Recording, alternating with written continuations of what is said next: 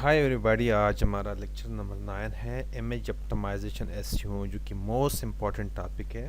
तो हमारे साथ रहिएगा। आज देखते हैं क्या है हमारे पास इमेज ऑप्टिमाइजेशन में। अच्छा, इससे पहले हमने ऑन पेज ऑप्टिमाइजेशन में हमने यूआरएल ऑप्टिमाइजेशन देखी है, पढ़ी है, मेटा टैग्स पढ़ा है, ठीक है। और थर्ड नंबर पे हमारे पास यहाँ पे इमेज ऑप्टिमाइजेशन है। जब आपने एक वेब पेज को कम्प्लीटली ऑप्टिमाइज करना हो तो उसमें आपने इमेज को भी ऑप्टिमाइज करना होता है। इमेज ऑप्टिमाइजेशन के बगैर आप किसी भी वेब पेज को गूगल पे टॉप पे नहीं ला सकते। तो इमेज ऑप्टिमाइजेशन बहुत इम्पोर्टेंट फैक्टर है सर्च इंजन ऑप्टिमाइजेशन में। तो कंप्लीट वेब पेज ऑप्टिमाइजेशन के लिए हमें क्या करना पड़ता है? पूरे पेज को ऑप्टिमाइज करना पड़ता है। Optimisation of website image help you rank better for specific image. हमें क्या करता है कि हम किसी भी वेब पेज का कोई भी इमेज ऑप्टिमाइज करते हैं तो that will help us to get in top search engine ranking. उसके बाद गूगल क्या करता है? गूगल इमेज को क्रॉल करता है, उसको इंडेक्स करता है, उसी ऑप्टिमाइज इमेज को इंडेक्स करता है बहुत इजीली।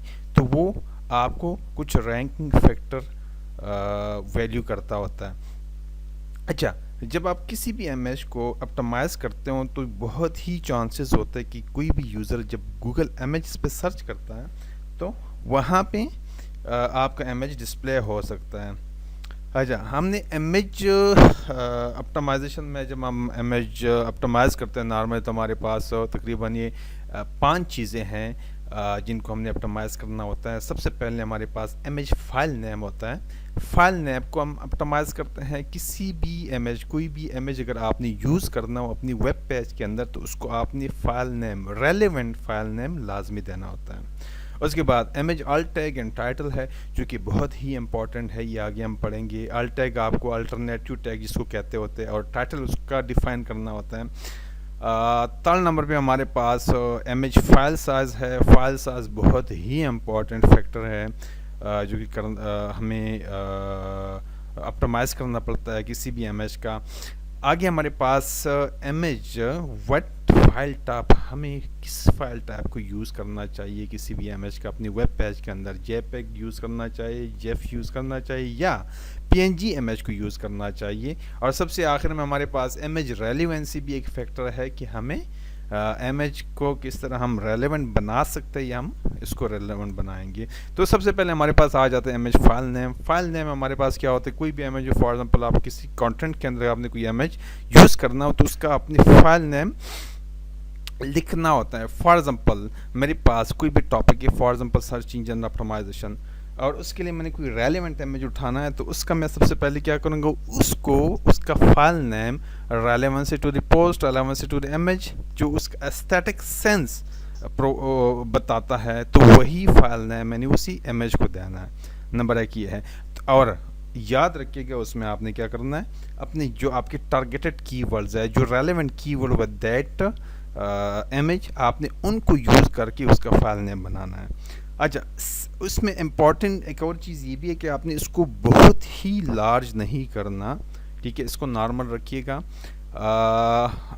और जब आप उसको फाइल नेम देंगे तो फॉर श्योर गूगल ने क्या करना है, उसको इंडेक्स करना है, तो उसका जो इमेज फाइल नेम है उसको सर्च करके, उसको क्रॉल करके उसी को रीड करना है और उसी को क्रॉल करना है। अच्छा, यहाँ पे हम देखेंगे कि हम फाइल नेम किस तरह देते हैं और किस तरह वो शो होता है। फॉर एग्जांपल मैं जाता हूँ डिजिटल गाइड पे, जो मेरी वेबसाइट है, यहाँ पे मैं जाता हूँ। ये मेरे पास इमेज है, इसको मैंने ऑप्टिमाइज़ किया हुआ है फॉर लेक्चर नंबर 2 जो हमारा था एसईओ कॉम्पिटिटर एनालिसिस। इस पर मैं राइट क्लिक करके इंस्पेक्ट करता हूँ, और यहाँ पे अगर आप देखें हमारे पास सोर्स के अंदर कंपेटिटर एनालिसिस डॉट png, तो ये फाइल नेम, इमेज का ये फाइल नेम है।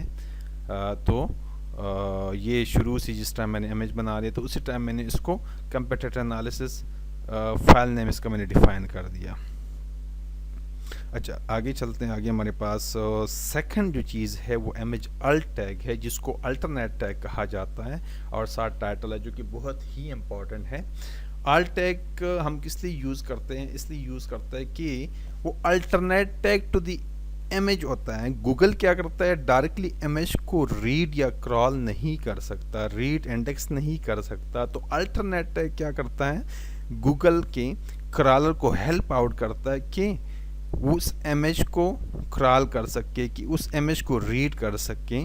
तो अल्टरनेट टैग जब हम डिफाइन करते हैं तो गूगल क्या करता है, उसी इमेज का वो अल्टरनेट टेक्स्ट क्रॉल करता है और उसको इंडेक्स करता है, तो उसको समझ लेता है कि इसके अंदर क्या पॉसिबल है।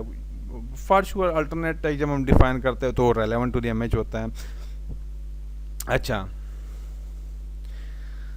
फिर एक और चीज़ है हमारे पास, दूसरा टाइटल टैग है। टाइटल टैग हम डिफ़ाइन करते हैं नॉर्मली यूज़र के लिए, कि यूज़र को नज़र आ जाए कि ये इमेज किस चीज़ के बारे में।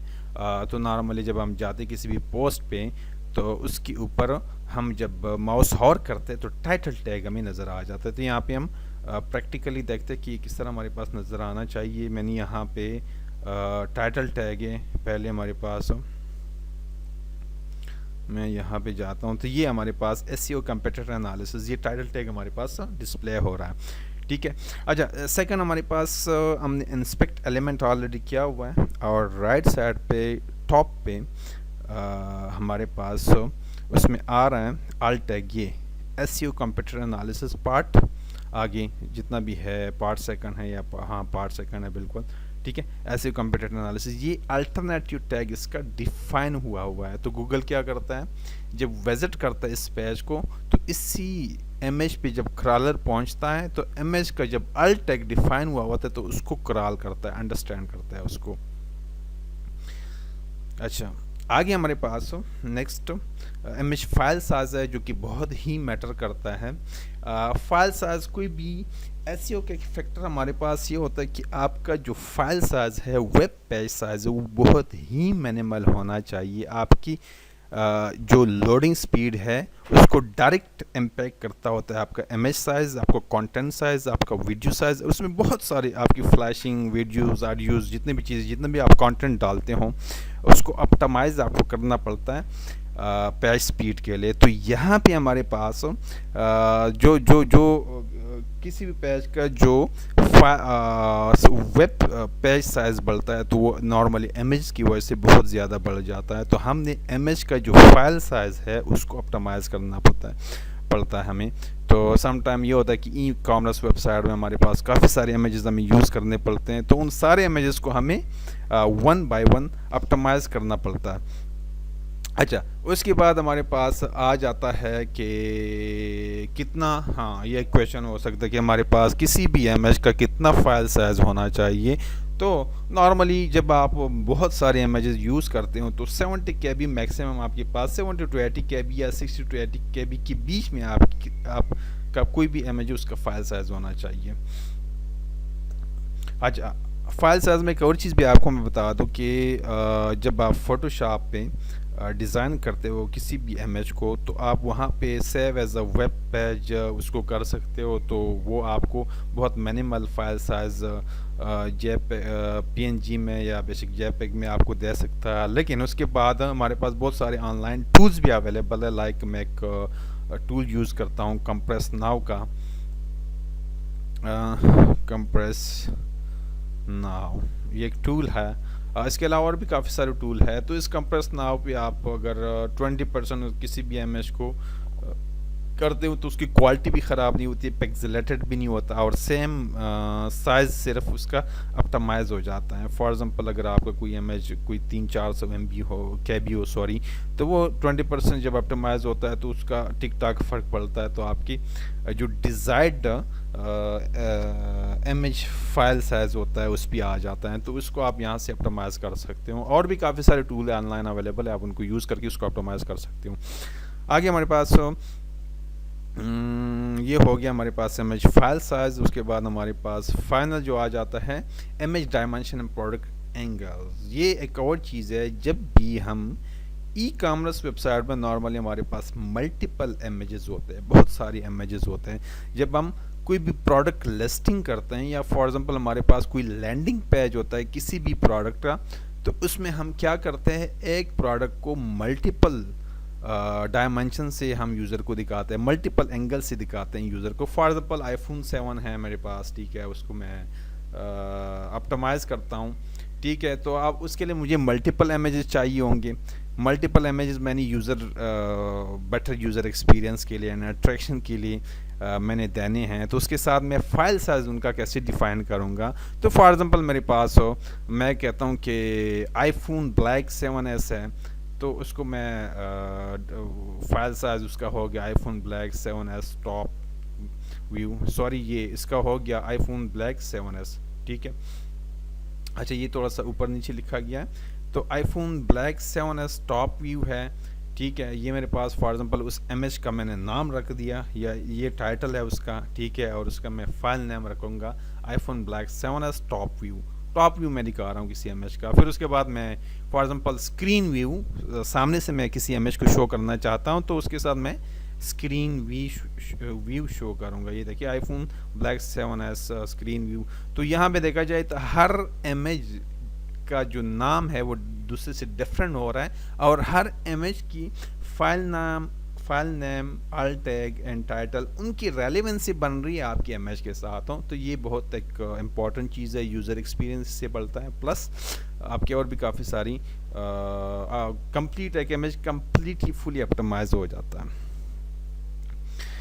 फाइनली हमारे पास जो आखिरी चीज़ है कि हमारे पास डिफरेंट फाइल एक्सटेंशंस होते हैं, जेपीईजी है, जेफ पीएनजी है। तो ये क्वेश्चन नॉर्मल लोग कहते हैं कि कौन सा हमें यूज़ करना चाहिए। तो यहाँ पे नॉर्मली हम तीनों को यूज़ कर सकते हैं, लेकिन डिपेंड करता है कि किस सिनेरियो में किसको यूज़ किया जाए। तो नॉर्मली हम जो हमारे जेपीईजी एंड पीएनजी लोग पेजेस के अंदर यूज़ करते हैं, लेकिन अभी ये जेपीईजी को देखा जाए तो उसकी अपनी एट्रीब्यूट्स है, जेफ के अपनी कुछ एट्रीब्यूट्स है, पीएनजी की अपनी एट्रीब्यूट्स है। तो उन एट्रीब्यूट्स को देख के हम वेब पेज के सिनेरियो के लिहाज से, वेब पेज के लिहाज से हम उन इमेजेस को यूज़ करते हैं। डिफरेंट ओकेजन पे जो मैंने यहाँ पे लिखा हुआ है, on different occasion and different scenario file type matter करता है। अच्छा, यहाँ पे देखिए जेपीईजी के बारे में हम क्या कहते हैं। For e commerce some situation JPEG is the best fit, it will give smallest size and good quality. जब आप ई कॉमर्स की वेबसाइट में काफ़ी सारे इमेजेस होते हैं, तो नॉर्मली लोग जेपीईजी यूज़ करते हैं किस चीज़ के लिए, कि उसकी क्वालिटी अच्छी होती है और आपको साइज भी ऑप्टिमाइज्ड साइज देता है, स्मॉलेस्ट साइज फाइल साइज देता है। अच्छा, दूसरा हमारे पास जेफ है।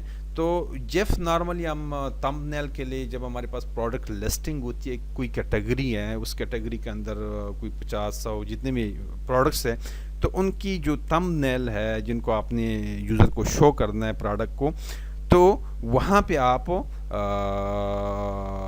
जेफ इमेजेस यूज़ कर सकते हैं। उसकी क्वालिटी बड़ी अच्छी आती है विद लोअर साइज। हाँ, एक और चीज़ जेफ के बारे में बताऊँ, कभी भी जो जेफ इमेज है वो बड़े इमेज, जेफ जो है वो बड़े इमेजेस के लिए आप कभी भी यूज़ ना करें, क्योंकि उनकी साइज़ बहुत ज़्यादा हो जाती है, ऑप्टिमाइजेबल नहीं होती। अच्छा, पीएनजी हमारे पास आ जाता है instead of chefs in some places don't. अच्छा, ये मैंने डी ग्रेड लिखा हुआ है, ये असल में है हमारे पास डी ग्रेड, ठीक है। क्या होता है कि ये जो हम यूज़ करते हैं जेफ की जगह हम अगर यूज़ करते हैं उसको, सॉरी, डी ग्रेड हम यूज़ करते हैं पीएनजी। तो पीएनजी नॉर्मली अगर इसको साइज़ को आप छोटा बड़ा करते हो या रीस्केल करते हो या सम करते हो, तो ये इसके जो कलर्स है वो डी ग्रेड नहीं होते हैं, ठीक है। तो हमें यूज़ करना चाहिए। तो फाइनली यहाँ पे हमारे पास ये आ जाता है कि हमें कम्बिनेशन हमेशा कोई भी वेब पेज के अंदर या वेबसाइट के अंदर थ्रू आउट जब हम कोई इमेज यूज़ करते हैं, तो जेपीईजी एंड पीएनजी की कॉम्बिनेशन मैक्सिमम हम यूज़ करते हैं और हमें यूज़ करना चाहिए।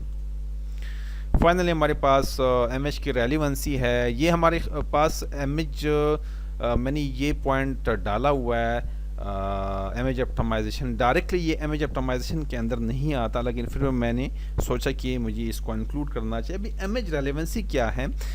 लाइक रेलिवेंसी में ये चीज़ हम डिफाइन करते हैं कि फॉर एग्जांपल हमारे पास कोई भी टॉपिक हो, कोई कंटेंट हो, तो उस कंटेंट का रेलिवेंट हो जो इमेज है उसको रेलेवेंट होना चाहिए उसी कंटेंट का, उस एस्थेटिक सेंस उसका क्रिएट करना चाहिए कि वो इमेज जो है ना रिफ्लेक्ट करें, कोई भी यूज़र उस इमेज को देखे और उसको 20-30% समझ जाए कि ये कंटेंट किस चीज़ के बारे में, उसका जो एस्थेटिक सेंस है वो ये डिफाइन करे यूज़र को कि ये कंटेंट किस चीज़ के बारे में। तो यहाँ पे एक रेलेवेंसी आप क्रिएट करते हो बिटवीन इमेज एंड कंटेंट, तो ये एक बहुत बड़ा इंपॉर्टेंट फैक्टर है। इसके अंदर काफ़ी लंबी चौड़ी डिस्कशन आ जाती है जब आप डिज़ाइन के अंदर और एस्थेटिक सेंस क्रिएट करने उस चीज़ों के अंदर जाते हैं, तो उस एक लंबी चौड़ी डिस्कशन खुल जाती है। उसमें राइट नाउ मैं नहीं जाना चाहता, फिर कभी एक और लेक्चर में डिज़ाइन करूँगा इस पे, रेलेवेंसी, इमेज रेलेवेंसी वगैरह पे, अट्रैक्शन पे, तो उस पे हम फिर उस लेक्चर में कंप्लीट डिफाइन करेंगे। अच्छा, फिर इमेजेस हम कहाँ से लें, किस तरह लें? आप इमेजेस खुद की अगर डिज़ाइन करें तो बड़ी अच्छी बात है। अगर आप डिज़ाइन नहीं कर सकते तो आप फ्री इमेजेस, हमारे पास काफ़ी सारे इंटरनेट पे फ्री डोमेन से अवेलेबल है, आप उनको डाउनलोड करके यूज़ कर सकते हो, तो और गूगल से भी ले सकते हो फाइनली। अच्छा, यहाँ पे हमारा लेक्चर एंड होता है। कोई क्वेश्चन, कोई क्यूरी हो तो आप कमेंट में लिख सकते हो, पूछ सकते हो, मैं रिप्लाई करूँगा। हमारे चैनल डिजिटल गाइड को सब्सक्राइब कीजिएगा और मोर इन्फॉर्मेशन के लिए www.digitalguide.com को विजिट कीजिएगा।